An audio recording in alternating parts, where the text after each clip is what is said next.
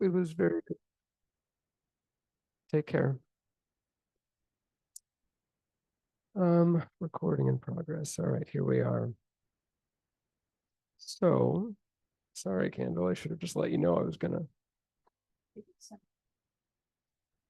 Okay, good. I'm gonna.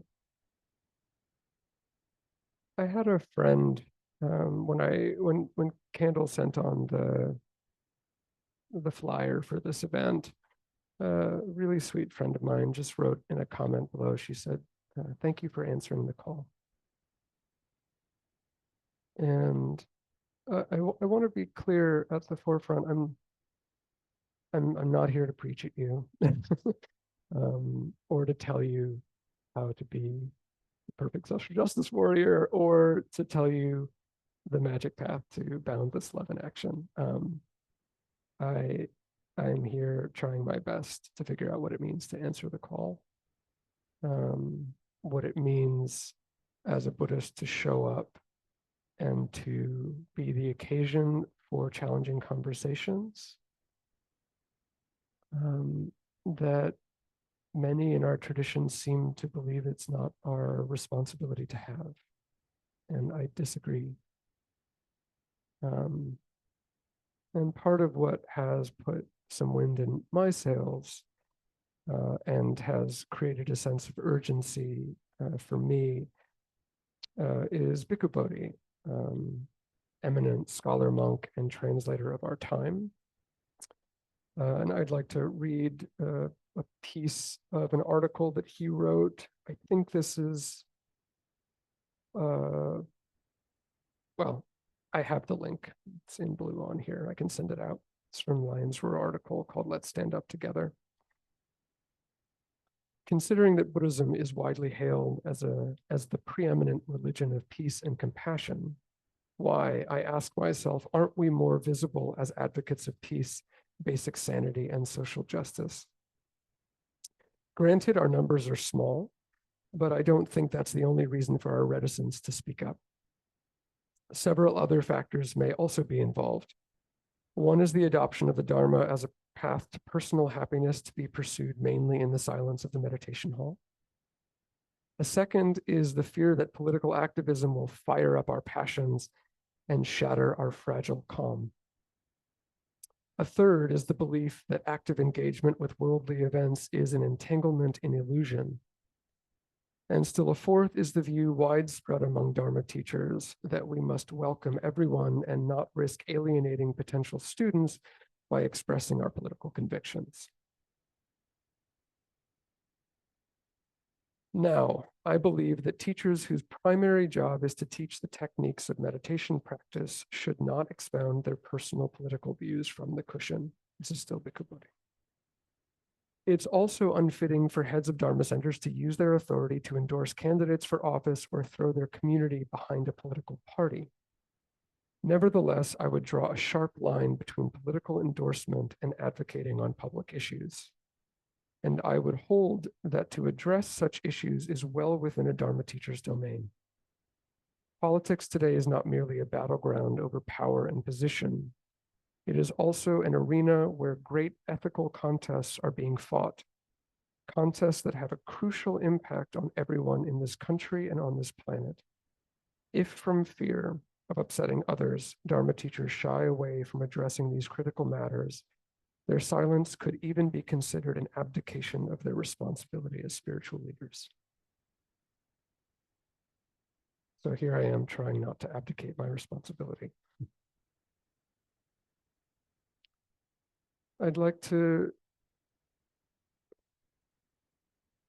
so there's a few pieces of sutta, which is to say pieces of discourses from the Pali Canon I'd like to read, but I'd like to read them specifically because my partner and I, Amanda, is here. We had a conversation about how easy it is when engaging in this kind of apologetics to talk a lot about what shouldn't be the case and to neglect focusing on sort of the via positiva, like what we really want to do and to offer. And so I don't want to fall into that trap. But I do think it's important to acknowledge, again, what the default setting has been for a while now. And that part of the underlying assumption seems to be that this path of practice is something that is almost, in its extreme form, it's almost solipsistic, right? It's like there's just me and my path in this mind and body, and it's almost separate from, it really is, it's almost disconnected from the well-being of others, and or that their well-being is almost incidental to my well-being and my development on the path. And it's not to say that anybody would explicitly say this, though I've met some that have. But I want to just call in a few places where the Buddha was pretty explicit, in my opinion, that that's not what we're doing. So this is from the Anguttara Nikaya, which are the discourses that are organized by number. So this is number chapter 4, Sutta 95. 4 kinds of persons. And in this sutta, the Buddha goes through somebody who is neither dedicated to their own well-being and the well-being of others, somebody who is dedicated to the well-being of others, but not themselves. And then the reverse of that, well, dedicated to my own well-being and not the well-being of others, and then dedicated to the well-being of both. And he says, the person practicing both for their own welfare and for the welfare of others is the foremost, the best, the preeminent, the supreme, and the finest of these 4 persons. And so he actually goes into this metaphor of from a cow comes milk, and from the milk comes butter, and from the butter comes ghee, and from the ghee comes cream of ghee. And so he talks about this process of refinement where we attend to welfare neither in neither place, just out there, just in here, and then both, right? And so privileging people on the path and as an expression of the path when our care permeates both ourselves and others, right? And how is a person practicing? And the next couple suttas are qualifying that. And how is a person practicing both for their own welfare and for the welfare of others? Here, some person practices to remove their own greed, hatred, and delusion, and they encourage others to remove greed, hatred, and delusion. It is in this way that a person is practicing both for their own welfare and the welfare of others. And how is a person practicing both for their own welfare and for the welfare of others? Here, some person abstains from the destruction of life and encourages others to abstain from the destruction of life. So the idea that when we take the 5 precepts as lay practitioners, when we say, I refuse to harm living beings, I refuse to be dishonest, refuse to engage in sexual misconduct, or to take that which is not freely given, that doesn't just end at me. There is a sutta where the Buddha says, every time, when we take the precepts, we're actually giving the gift of freedom and safety to others. And then that sort of echoes back, because when others feel safe and free from our unskillfulness, they actually are less likely to engage in that way, and then we receive freedom from it. And so these kinds of positive feedback loops are all throughout the suttas, right? But specifically here, he's being more explicit. He's saying that our responsibility isn't just to undertake the 5 precepts, the 5 training rules of wholesome behavior, but to help others to be what is called kalyanamitta, right? To be a wise and good and beautiful friend to others on the path, by also helping them, by encouraging them not to break their sila, by encouraging them to protect life, to be honest, right? To not engage. I mean, this is a big conversation right now in the trauma-informed world among white cis men especially, but, is speaking to other men about sexual violence and about what's inappropriate and about honoring boundaries and about consent. And, it's not enough to just say, well, I'm not going to do that anymore, right? There is a responsibility to actually, whatever the positive side of infect would be. I'm not sure what that term is. If somebody, encourage, yeah, inspire, be an example of, but also convince, be a little pushy sometimes. And I think this is the kind of uncomfortable conversation, an important conversation that I would like to see and hear more often is once we agree that that's true, right? If we agree that that's true as a community, to say, okay, it's not enough to just say, I'm not going to harm living beings. What does it mean to support welfare and to do what we can to help others not harm living beings? Then the question is, then the conversation is, then the exploration is, how do we do that most effectively and in a way that doesn't put us in a position where we're off balance all the time, trying desperately to affect change? We go out in the streets, we're screaming at people and we're throwing paint on fur coats and we're cutting people's dreadlocks. And, how do we actually find a way where our practice is being cared for and this interaction with the rest of our community is being cared for, neither one at the expense of the other? And and the last one I wanted to say in this series, actually, which is, I think in some ways underlies the whole talk or the talk as a whole, is the Buddha's asked about what he means by a wise person, a person of great wisdom. And he says, here, a wise person of great wisdom does not intend for their own affliction or for the affliction of others or for the affliction of both. Rather, when he plans, he plans for his own welfare, for the welfare of others, for the welfare of both, and the welfare of the whole world. It is in this way that a wise person is of great wisdom. Right. There's a lot of stuff that comes up between Theravada and Mahayana schools of thought. And sometimes I think it's a conversation worth having. And sometimes I just think we're just kicking up nonsense for the sake of sectarian nonsense. I don't, because, we have this, this idea of the Bodhisattva ideal of liberating all beings. And then we have this solitary realizer. And when I read things like this, right, that our orientation to the path, what is meant by great wisdom and great discernment on the path, is wisdom that is committed to the well-being of myself, of you, of both of us. And I think that both often gets glossed over, by the way. It's like, oh, he's just being redundant. I don't think at all he's being redundant. I think what cares for me and what cares for you, and then what cares for both, an emergent phenomenon that is relational intrinsically, is different from either one of those things on their own. And then he says, for the whole world, right? That I don't think there's anything wrong with going to practice under a tree far away in silence, or to go on retreat, or to go to a cave. I've done all of these things at various points. They're not bad.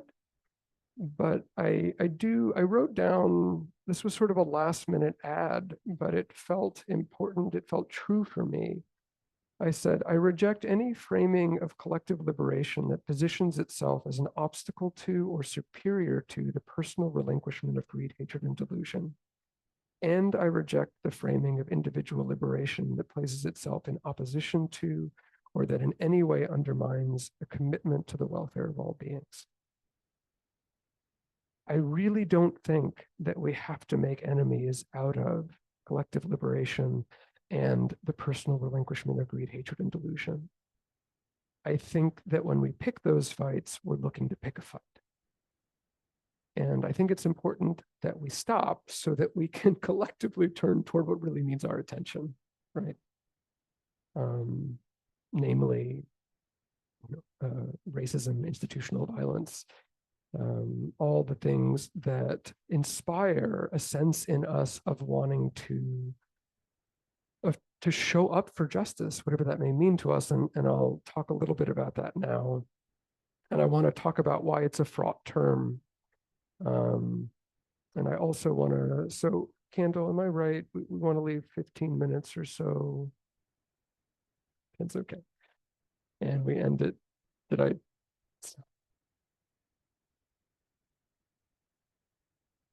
Okay. So I 8 years ago, for reasons which I hope are obvious to you. I gave a day-long called Liberation Technologies, which was a social justice orientation to the Eightfold Path. It feels a bit silly because I couldn't even do it in a day long, and here I am trying to do it in 40 minutes. But yeah, it was looking at the Eightfold Path through a social justice lens. And what that required of me at the very beginning, before I did anything else, was to try to define social justice in a Buddhist context, which it wasn't that it was hard. I actually think it flowed fairly naturally, but I did want to honor the intersection rather than just try to superimpose one on top of the other, right? So this was the definition that I've been working with, is the definition that I'm working with. So social justice here is the ideal result of a community's concerted and wisely directed effort to make universally available to the beings of which it is comprised resources, opportunities, and protections supportive of well-being, and to minimize unnecessary suffering by uprooting individual and institutional greed, violence, and delusion. I'll read that again. So yeah, I want to just block off. So here we're working again. I want to call in what I said at the beginning. The underlying paradox and challenge of everything I'm talking about is that we have to, and for me personally, this feels like the threshold of maturity and elderhood that I will be working on for the next few decades of my life, if not the whole rest of it. My guess is the whole rest of it, actually, now that I say that out loud. That to work for something I do not believe I will ever see in the way that I want to see it.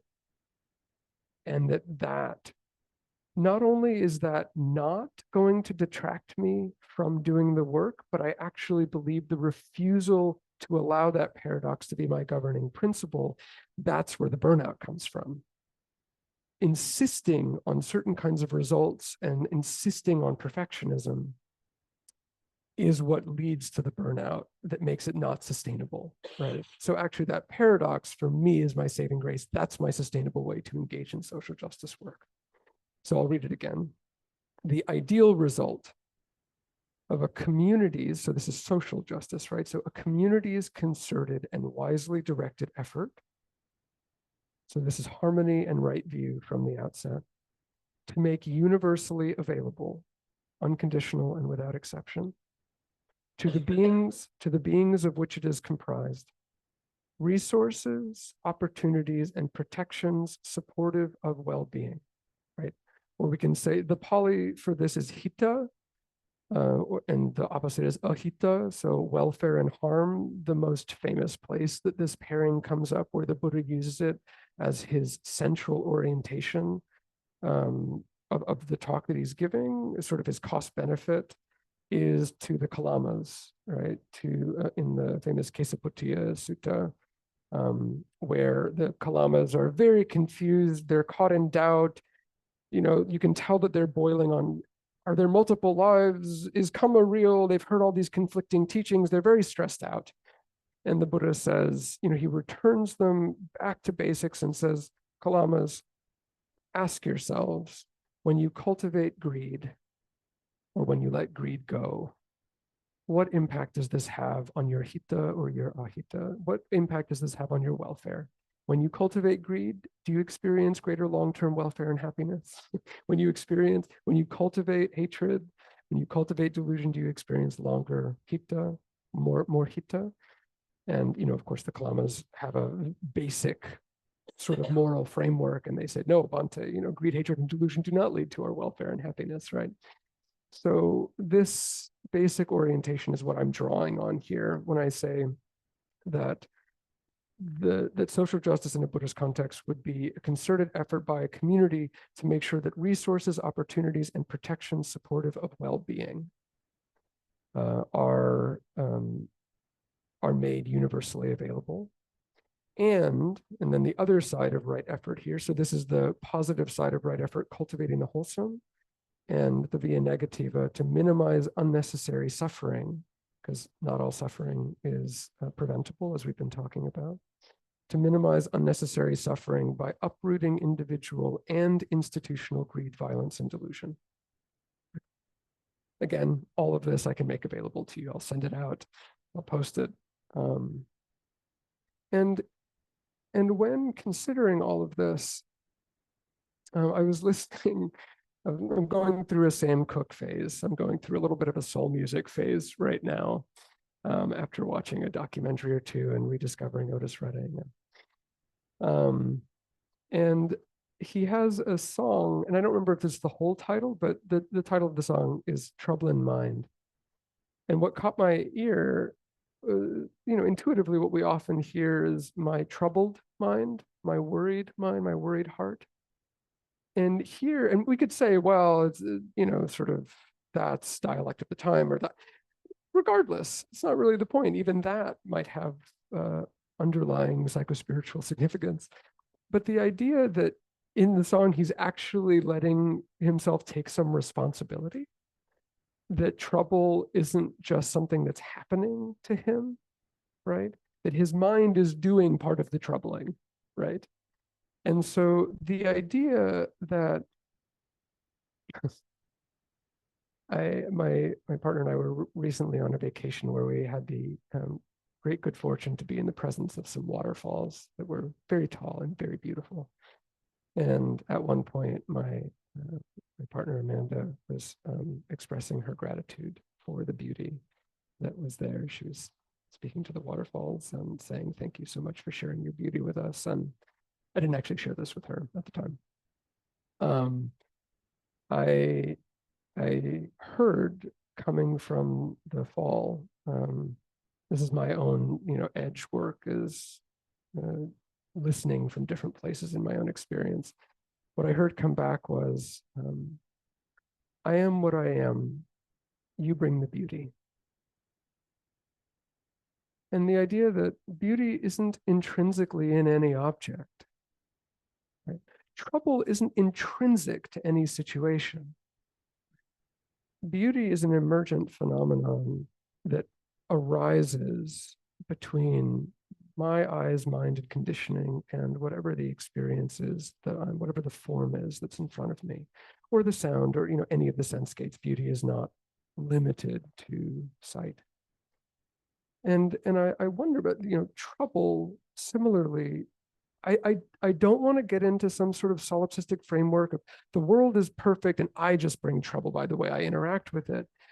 I want to just acknowledge, like, there is violence in the world, there is injustice, there is a harm, there is bigotry, and I know that there are people in this world right now who will say, the problem is such and such don't have enough rights, or they don't have enough voice, or they don't have access. And there's another group of people who say, such and such has too much power, too much voice, and I don't want to, I think we can debate the delusion that exists throughout there, but I don't think that's not really the point I'm making. The point I'm making is that there is something about the way that our minds get tangled up with external phenomenon that is neither simply in the external phenomena, nor is it just in my own mind, which is a great way of sort of disfranchising somebody's experience. Say, well, that's just in your mind, that's just your perception, man, But instead, can we take responsibility for what we're bringing? And can we acknowledge that it's not this purely subjective navel-gazing journey, but that actually something is happening in the world, and that trouble and justice and beauty are emergent phenomena that arise from my willingness to engage that interface. I just want to stop for a moment. I have the sense that I used a lot of big words. I made a lot of references, and I want to check in. Is there anything that I said or anything I referred to? Not like, we will have some questions at the end, but anything where you're like, I'm stuck on this and I have no clue what you're talking about, or what you just said was actually offensive or problematic in some way. I'm trying to be open to that, as well. It's my work as well.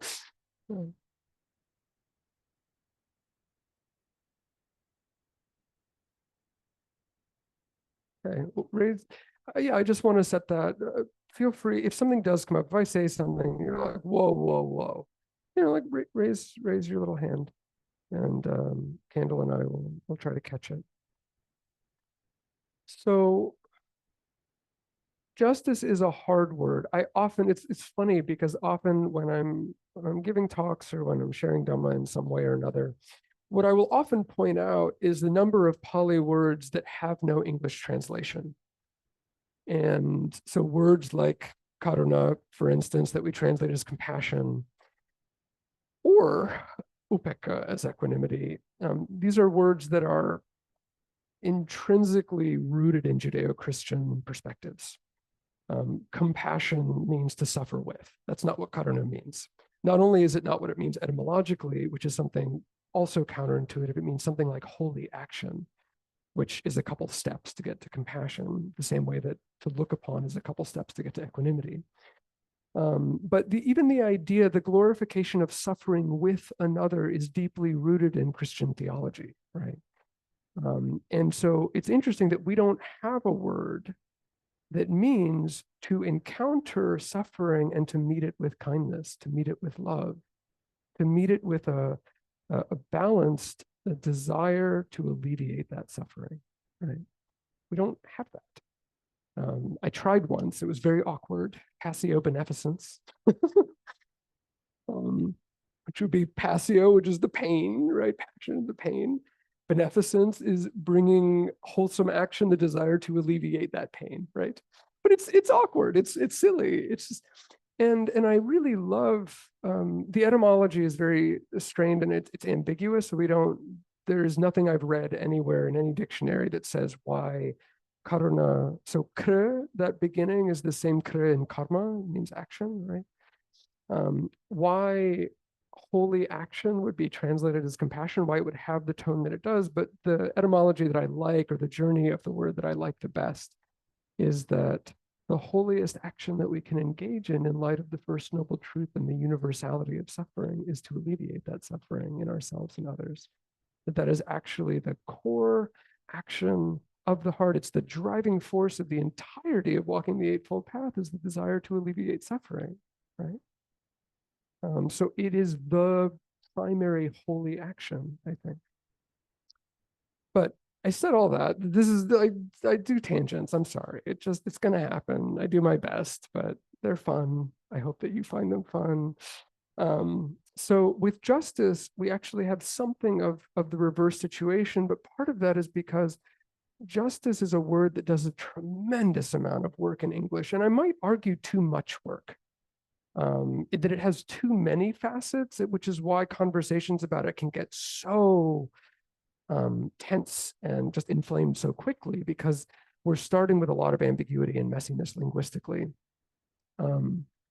I used to, well, I still do sometimes, but I used to present on forgiveness, especially in the context of grief and end of life. And one of the things I would say at the outset is that part of the reason why conversations about forgiveness can get so fraught is that we're usually talking about three totally distinct understandings of what forgiveness means. And that when two people are arguing about whether it's appropriate to forgive somebody, or, if you read The Sunflower, at the end of The Sunflower, when you have all of these great spiritual and philosophical thinkers debating whether it's appropriate for the Jewish writer of this book to forgive a dying Nazi. Oftentimes, if you read it through a lens of forgiveness as multiple, they're actually talking about radically different experiences and offerings, right, to oneself and to others. And so justice, similarly, there's no one Pali word because it is such a broad term.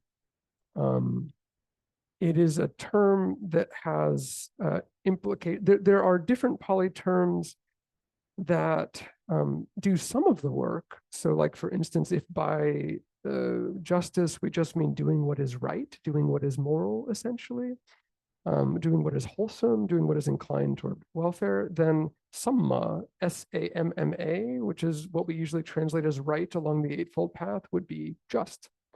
The most commonly cited definition for justice, ironically, not ironically, will be very familiar to you, and it's dharma. It's dhamma. right? The verb that Dhamma comes from, dhr, means to hold. And Robert Thurman does this lovely, lovely sort of teasing out of like 13 definitions of Dharma. But the idea that yes, it's teaching, but it's also nature, it's also law, it's also duty, right? It's also the way things are, it's also responsibility, like it's a word that also does a lot of work, right? But if what we mean, and use does have a relationship with law, it just depends on then, are we man-made laws, natural laws? Because the Buddha is talking about governing principles in light of right view that are universal, even though they're contextually specific in their universality, right? The same way that culture is. And so there's Samma, two M's, then there's Dhamma, which has to do, or Dharma, which has to do in line with the law. In the Buddhist context, though, that would be doing what is wholesome in line with the sort of natural law, the natural rhythm of what is true for beings and their tendency toward welfare or harm, right? Then there's symbolism of balance, right? So when we think about the personification of Justitia or Justitia, justice, there's a couple things that may come to mind. One is she's holding balances, she's holding scales, right? And so there's this aspect of justice, which is weighing things in a kind of objective fashion to see what has greater weight, what needs greater attention, and where we should put our energy. Unfortunately, and I think it's actually kind of perfect, a lot of justice statues nowadays have a blindfold, which is interesting and telling about how much faith we actually have in our ability to be just. And if our ability to be just in the face of different kinds of beings with different experience, right? That what we would need to do to compensate for wealth or for race or for experience is to blindfold ourselves, is not to engage in right view or to be faithful witnesses, but to actually blind ourselves. That only came into fashion in the 16th century, I want to let you know. And it was actually, I looked up, and it was not a spoof, what do you call it? A satire. It was originally a satire, but even there's pain in there, right? The commentary is we have to satirize our own way of engaging with justice because we're so bad at it as a culture, as a nation, as especially because this happened in Europe, right? And one of my teachers talks about how America's European fantasy and became even more a concentration of Europe's dysfunction in some ways. And so before the blindfold in Rome was actually a sword. And this is actually, for those of you who are familiar with Mahayana symbolism, this is much more in belonging, because Manjushri, the Bodhisattva of wisdom, is shown holding a book and a sword, right? The sword of wisdom that cuts through delusion. And so this idea of justice as having both the balance and the cutting through, right? And a clear gaze, hopefully, right? At least in the way that we're talking about it. So there is one word in Pali that I only discovered this last night, and I came in, my partner was half asleep, and I came in and told her, honey, guess what? There's one word that is glossed as both equanimity and justice. And I will give you one chance to guess what it is. It's the name of one of our dogs. So the word samatha, so this is not samatha, right? Samatha. There's a word samatha, which is usually translated. It's the side of practice that is tranquility and calm. It's not that word. This is samatta. The root is sama, sama, one M. And we named our dog Sama, in part because he has a lot of fear, a lot of stress. He has a very hard time feeling safe. And I gave him a name that he and I were both apprenticing ourselves to. which, if you're familiar with the story of the Venerable Sona, before he was venerable, he was just ordained and having a really hard time, was thinking about disrobing. And the Buddha came to him and said, Sona, because he was a musician before he became a monk, Sona, when you would play your lute and you would tune your lute, if you tuned the strings too loosely, what would happen? Well, it would make it wouldn't make a good sound.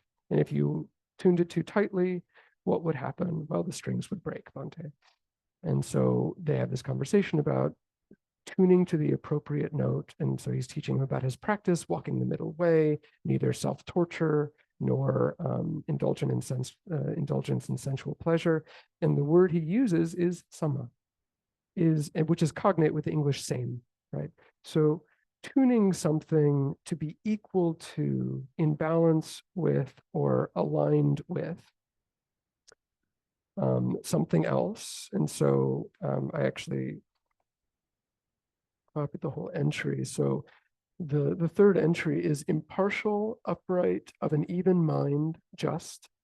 And then samena is with justice or impartiality. And then samatta, equality, equanimity, justice.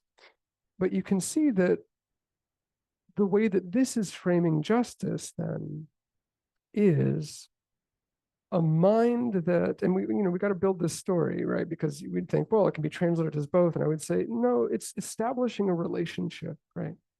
That when we are tuned into a part of ourselves that can see all beings as equally worthy of those advantages of access, of care, of the alleviation of their suffering. In other words, this is the opposite of, well, that's just your karma, right? Like, I can't do anything about that. This is the consequence of your actions. Nowhere, by the way, does the Buddha ever advise taking this tack. It would also be sort of an absurd non sequitur, because the Buddha could have said that to everybody. It's like, well, this is your suffering, this is your karma, so like, I'm going to go meditate in the woods. And the Buddha spent 45 years trying to help people alleviate the effects of their past karma and break free from the karmic cycle itself, right?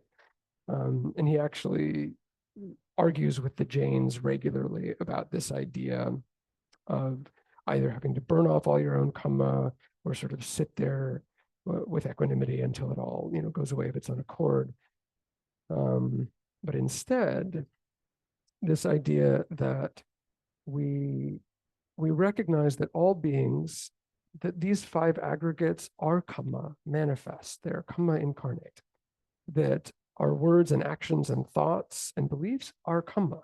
They are all the past karma that is moving through this moment, that is meeting causes and conditions elsewhere, and that is forming new ones.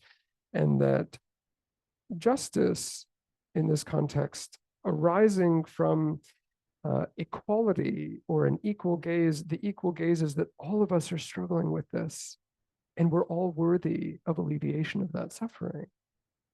And there is a part of us that knows that. And that is the part of us that, when we can tap into, engages in justice in a sustainable way.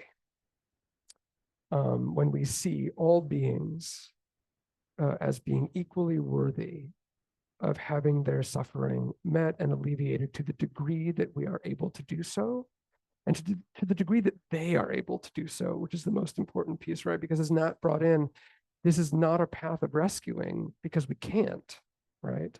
So we need to get clear about what we can actually offer and then focus our attention there.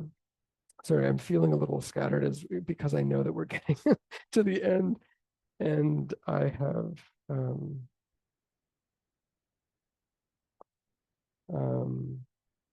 yeah, let me just take a moment to see what's important as I close here.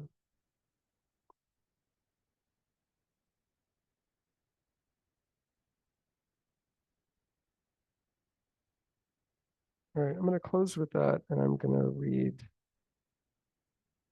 this briefly.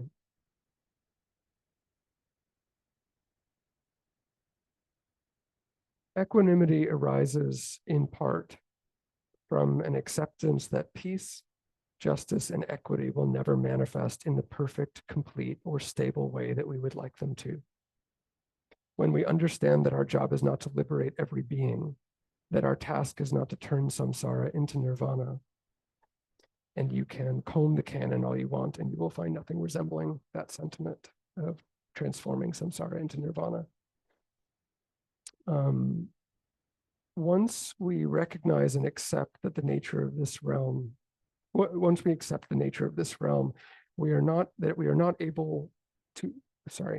once we accept and recognize the nature of this realm, we are able to root our actions in the view that they are an expression of our individual and collective spiritual practice, that we will have to contend with the imperfection and suffering of this place.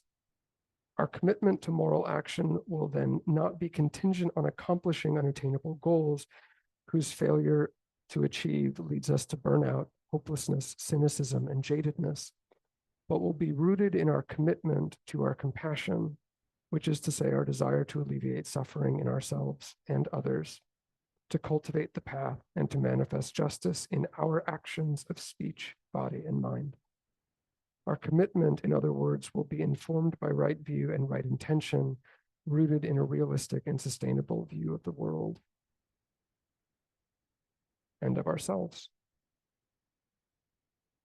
So again, to go back to the beginning, the idea that our willingness, equanimity as the willingness to accept what is standing before us, to say, I understand that there are pleasure and pain that are arising in myriad forms, and that many of those ways that pleasure and pain is doled out are not fair. They're not aligned, and that's the balance, right? The scales. They are not fair. They are not the way that I would like things to be, but that's the starting place. That's where we are right now. And when I'm willing to root myself in an acceptance that right now it's like this, as Ajahn Sumedho says, then I can cultivate love for all the beings that are involved and caught in right now it's like this. And from that love, I will cultivate. So again, this is sammaditthi, right view, giving rise to the love and the compassion and the letting go that is right intention, samma sankappa, that then gives birth to right speech, right action, right livelihood. This is just the Eightfold Path that I'm talking about. It's always the Eightfold Path that I'm talking about. I just sort of dress it up in different ways. But so that equanimity, purifying that love acting as the fuel for action, and that action being how we move toward justice, right? And the sustainability of it coming from an understanding and from not needing our participation to be fixed on outcomes that are not attainable or that are not even within our control, but instead to say, what am I committed to and what will be meaningful to me and to the people around me? And I'm willing to reality check that with people around me, because sometimes I'll be misguided, right? And we need to keep refining and refining. I think that's probably the end of it. Majjhima 7 is always a great place to end. It is here, Brahman, that you should bathe, to make yourself a refuge for all beings. And if you speak no falsehood, nor work harm for living beings, nor take what is not offered, with faith and free from avarice, what need for you to go to Gaia? For any well will be your Gaia. Ooh.